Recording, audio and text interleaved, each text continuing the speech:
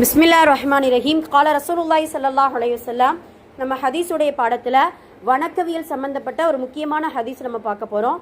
வணக்கவியல் என்பது நமக்கு தெரியும். அல்லாஹ்வை வணங்கக்கூடிய தொழுகை, நோன்பு, தொழுகை, நோன்பு, குர்ஆன் ஓதுதல், கல்வி கற்பது, இது எல்லாமே வணக்கவியல் சம்பந்தப்பட்டது. இதில் ரொம்ப முக்கியமான ஒரு அற்புதமான ஹதீஸ், ஹைருக்கும் மன் தஅல்லமல் குர்ஆன வ அல்லமஹு. ஹைருக்கும் உங்களில் சிறந்தவர், மன் தஅல்லம் யார் கற்கிறாரோ, அல் குர்ஆன் குர்ஆனை யார் கற்கிறாரோ வ அல்லமஹு அதனை பிறருக்கு கற்றுக் கொடுக்கிறாரோ, ஹைருக்கும் அவர்கள்தான் உங்களில் சிறந்தவர்கள் அப்படிங்கிறத ரசூலுல்லாஹ் சொல்லியிருக்கிறாங்க. மறுபடியும் வேர்ட் பை வேர்டு அர்த்தம் சொல்கிறேன். ஹைருக்கும், ஹைர் என்றால் சிறந்ததுன்னு நம்ம படிச்சிருக்கோம். வார்த்தைக்கு சும்மா நம்ம ஹைராகட்டும் அப்படின்னு நம்ம வார்த்தையெல்லாம் சொல்லுவோம் இல்லையா, அதங்க நல்லது அப்படின்னு படிச்சிருக்கோம் இல்லையா. சிறந்தது, நல்லது எல்லாமே ஒண்ணுதான். கும் அப்படின்னா உங்களில் சிறந்தவர் யார் என்றால், மண் யார், மண்ணா என்னது யார், தஅல்லம, ஓகேங்களா. அப்ப ஹைருக்கும் என்றால் உங்களில் சிறந்தவர், மண் என்றால் யார், தஅல்லம கற்றவரும், கற்றவர் அப்படிங்கிறதுக்கு அர்த்தம். சரிங்களா. தஅல்லம் இது எந்த வார்த்தையிலிருந்து வருவது, அலிம, அல்லம, இல்மு அப்படிங்கிற வார்த்தையிலிருந்து வருவது. இப்போ நாம் படிக்கக்கூடிய கிதாபுக்கு பேரே முஅல்லமா, அதுதான். சரிங்களா. நீங்கள் முஅல்லமா என்றால் கற்பவர்கள், முஅல்லிம் நான் கற்றுக் கொடுப்பவர், முஅல்லிமா முஅல்லமா, புரியுதுங்களா.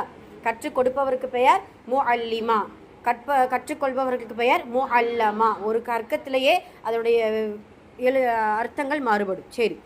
ஹைருக்கு மன் தஅல்லமல் குர்ஆன யார் கற்றவரும், குர்ஆன் எதை கற்றவர், குர்ஆனை கற்றவரும், வ அல்லமஹு அதனை பிறருக்கு கற்றுக் கொடுப்பவரும் ஆவார். யார் ஆவார், சிறந்தவர், உங்களில் சிறந்தவர் ஆவார் அப்படிங்கிறது அர்த்தம். சரிங்களா.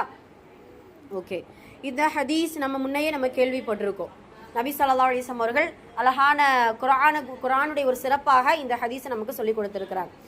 நம்ம ஹதீஸுடைய விஷயங்களை, ஹதீஸில் நிறைய நபிமொழிகளில் பார்த்தோம் அப்படின்னா, ரசூலுல்லாஹ் மனிதர்களில் சிறந்தவர்கள் அப்படின்னு சொல்லிட்டு 3 இடத்துல சொல்லி கொடுக்குறாரு. எந்தெந்த விஷயத்தில் அப்படின்னு சொன்னால், இது ஒன்று, குர்ஆனை தானும் கற்று பிறருக்கும் கற்றுக் கொடுப்பவர் உங்களில் சிறந்தவர்னு சொல்லியிருக்கிறாங்க. ரெண்டாவது ஒரு நேரத்தில் சொல்கிறாங்க. எப்படின்னா, உங்களில் சிறந்தவர், உங்களுடைய மனைவியரிடத்தில் சிறந்தவர் தான் உங்களில் சிறந்தவர் அப்படிங்கிறத சொல்கிறாங்க. ரசூலுல்லாஹ் சொல்லுவாங்க. அதை சொல்லிட்டு நான் என்னுடைய மனைவியரிடத்தில் சிறந்தவராக நான் இருக்கிறேன் அப்படிங்கிறத சொல்லுவாங்க. அப்போ இது 2வது விஷயம். 3வது என்ன அப்படின்னு சொன்னால், ஒரு சஹாபி ரசூலுல்லாஹ்விட்ட வந்து கேட்பாங்க, ஐயுன் நாசி ஹைர், அல்லாஹுடைய தூதரே மனிதர்கள் சிறந்தவர் யார் அப்படின்னு கேட்க ரசூலுல்லாஹ் சொல்லுவாங்க, என்னுடைய காலத்தில் வாழ்ந்தவர்கள், அதற்கு பின்னால் வாழ்ந்தவர்கள், அதற்கு பின்னால் வாழ்ந்தவர்கள் அப்படின்னு சொல்லிட்டு 3 நூற்றாண்டை குறித்து சொல்லுவாங்க. அப்போ 300 ஆண்டுகளில் வாழ்ந்த ரசூலுல்லாஹ்வுடைய காலத்தில் உயிரோடு இருக்கக்கூடிய அந்த காலத்தில் வாழ்ந்தவர்களுக்கு பேர் தான் சஹாபாக்கள். ரசூலுல்லாஹ் அது சஹாபாக்கள் அப்படின்னு சொன்ன உடனே எல்லாருமே சஹாபி ஆயிட முடியாது. ரசூலுல்லாஹ்வுடைய காலத்தில் வாழ்ந்த எல்லாமே சஹாபி ஆயிரோடு அப்படின்னு சொன்னால் அபூஜஹல் கூட மஆதல்லா. அப்போ சஹாபி என்கின்ற அந்தஸ்து அடையணும் அப்படின்னா, 1 ரசூலுல்லாஹ்வுடைய காலத்தில் பிறந்திருக்கணும், 2வது அவர்களை பார்த்துருக்கணும், 3வது அவர்களை ஈமான் கொண்டிருக்கணும், அந்த ஈமான்லேயே கடைசி வரைக்கும் மரணிக்கக்கூடிய அளவுக்கு அந்த ஈமான் இருந்திருக்கணும். இந்த 3 தன்மைகள், ஏன்னா பார்த்தது மட்டும் நம்ம பார்த்தது மட்டும் வச்சோம் அப்படின்னா அபூஜஹல் கூட என்ன செஞ்சிருவான், சஹாபி ஆயிடுவான். மஆதல்லா. அபூஜஹலும் பார்த்துருக்கான், அந்த காலகட்டத்தில் பிறந்திருக்கான், ஆனால் அவன் ஈமான் கொள்ளவில்லை. அதே போல தான் அது அப்படியான இது அவர்கள் சஹாபிகள் கிடையாது. இப்போ ரசூலுல்லாவை பார்த்து, ரசூலுல்லாவுடைய காலகட்டத்தில் பிறந்து அவர்களை பார்த்து ஈமான் கொண்டு கடைசி வரைக்கும் அந்த ஈமானை நிலைத்திருந்து மரணித்தவர்களுக்கு பேர் தான் சஹாபி. இது ஒரு ஜென்ரேஷனாக ரசூலுல்லாஹ் சொல்கிறாங்க.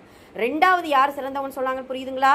2வது அதுக்கடுத்ததுன்னா சஹாபாக்களை பார்த்த தாபிஈன்கள், அவங்களுக்கு பேர் என்ன, தாபிஈன்கள். அந்த தாபிஈன்கள் சஹாபாக்களை பார்த்து பின்பற்றி வாழ்ந்தவர்கள் தாபிஈன்கள். 2வது ஜென்ரேஷன், 2வது காலம். ரசூலுல்லாஹ் சொன்ன 2வது சிறந்த மனிதர்கள். 3வது தாபிஈன்களை பார்த்து வாழ்ந்த தபுஉ தாபிஈன்கள். தபுஉ தாபிஈன் அப்படின்னு சொன்னால் அடுத்தது அப்படின்னு அர்த்தம். சரிங்களா. அப்போ தாபிஈன், அப்போ இந்த 3 காலத்தில் வாழ்ந்தவர்கள் சிறந்தவர்கள் அப்படிங்கிறத ரசூலுல்லாஹ் சொல்லியிருக்கிறாங்க. அப்போ முதல் இது குர்ஆனை தானும் கற்று பிறருக்கு கற்றுக் கொடுப்பவர், தன்னுடைய துணையிடத்தில் சிறந்தவர்கள் தான் உங்களில் சிறந்தவர்.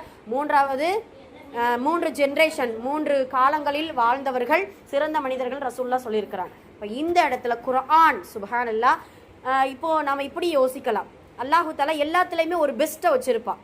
மாதத்தில் சிறந்தது அப்படின்னு சொன்னா ரமலானுடைய மாதம், நாட்களில் சிறந்தது அப்படின்னா வெள்ளிக்கிழமை, மனிதர்கள் சிறந்தவர்கள் என்றால் நபி ஸல்லல்லாஹு அலைஹி வஸல்லம், துஆவில் சிறந்தது என்றால் அல்லாஹ்விடத்தில் ஆஃபியத்தை கற்பது துஆவில் சிறந்தது, வியாபாரத்தில் சிறந்தது என்றால் நேர்மையான உண்மையான வியாபாரத்தில் சிறந்தது, உணவில் சிறந்தது என்றால் ஹலாலான அல்லாஹுவால் ஆகமாக்கப்பட்ட உணவு சிறந்தது, ஆடையில் சிறந்தது என்பது இறையச்சத்துடைய ஆடை, இப்படி எல்லாத்துலேயுமே ஒரு பெஸ்ட் வச்சிருக்கா. அப்போ வேதத்தில் சிறந்தது குர்ஆன். அப்போ இந்த குர்ஆனுடைய வேதத்தை தான் மற்றும் கற்றுக்கொள்வது கிடையாது, அதை மற்றவர்களுக்கும் கற்றுக் கொடுக்கணும். அப்போ இந்த ரெண்டில் ஏதாவது ஒன்று விடுபட்டு போச்சுனாலும் அந்த ஹைருக்கும் என்கின்ற பட்டம் நமக்கு என்ன செய்யாது, கிடைக்காது. ஒன்று தான் கற்றுட்டு இருந்துட்டோம் அல்ஹம்துலில்லாஹ் போதும், நமக்கு மட்டும் குர்ஆன் தெரிஞ்சா போதுன்னு இருப்பதும் தவறு, இல்லை மற்றவர்களுக்கு இல்லை நாமளும் கற்க வேண்டாம் ஏதோ இருக்கட்டும் அப்படின்னு சொல்லி இருப்பதும் தவறு. அப்போ முயற்சி செய்யணும், அதை கற்றுக்கிறணும், மற்றவங்களுக்கு அதை எத்தி வைக்கணும் இன்ஷா அல்லாஹ். சரிங்களா? ஓகே. ஹைருக்கும் மன் தஅல்லமல் குர்ஆன வ அல்லமஹு, உங்களில் மிகச் சிறந்தவர் குர்ஆனை கற்றவரும் அதனை கற்றுக் கொடுப்பவரும் ஆவார். ஓகே, ஹைர். அதே போல் இந்த குர்ஆனை கற்றுக்கொள்ளும் பொழுது என்ன நன்மைங்கிறது நமக்கு தெரியும். ஒவ்வொரு எழுத்துக்கு பகரமாக நமக்கு நன்மைகளும் கிடைக்கும். அந்த குர்ஆனை கற்றுக்கொள்ள இறைவனுடைய நெருக்கமும் கிடைக்கும்.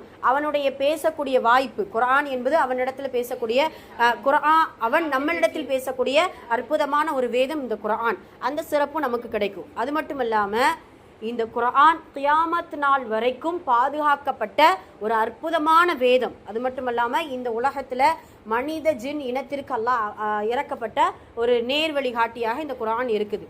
அதே போல் இந்த குர்ஆனை மற்றவர்களுக்கு கற்றுக் கொடுத்தா என்ன நன்மை அப்படின்னு சொன்னால், நாம் இறந்த பின்னாலும் நாம் யாருக்கு இந்த இல்மை கற்றுக் கொடுக்குறோமோ, இந்த குர்ஆன் என்கின்ற இல்மை கற்றுக் கொடுக்குறோமோ, அந்த நன்மைகள் அவங்க அலீஃப் லாம் மீம்னு அவங்களுக்கு 30 நன்மை சொல்கிறாங்க அப்படின்னா அதே 30 நன்மை அவர்களுக்கும் குறையாது, நமக்கும் குறையாது, கற்றுக் கொடுத்தவர்களுக்கும் கற்றுக்கொண்டவர்களுக்கும் அல்லாஹு தஆலா அந்த கபருடைய அந்த சதகத்தில் ஜாரியாவான நன்மையை நமக்கு என்ன செஞ்சுக்கிட்டு இருப்பான், இன்ஷா அல்லாஹ் கொண்டு வந்துக்கிட்டே இருப்பான். சுப்ஹானல்லாஹ்.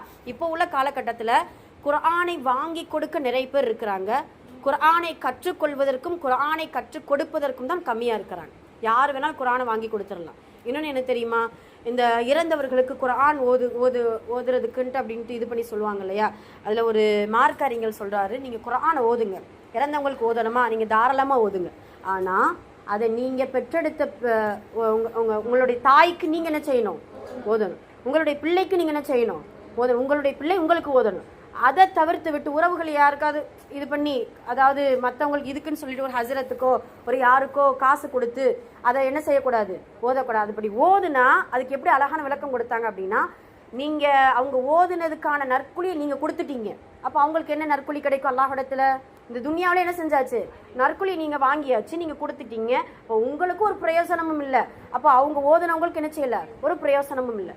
அதனால் இன்ஷா அல்லாஹ் நீங்கள் உங்களுடைய உறவுகள் யாராவது இறந்துட்டாங்க, தாய் தந்தை இறந்துட்டாங்க அப்படின்னா பெற்றெடுத்த பிள்ளை நீங்கள் என்ன செய்யணும், ஓதுங்க. உட்காந்து 30 குர்ஆன் முடிக்கிறது ரொம்ப ஈஸியா இல்லையா, கஷ்டம்.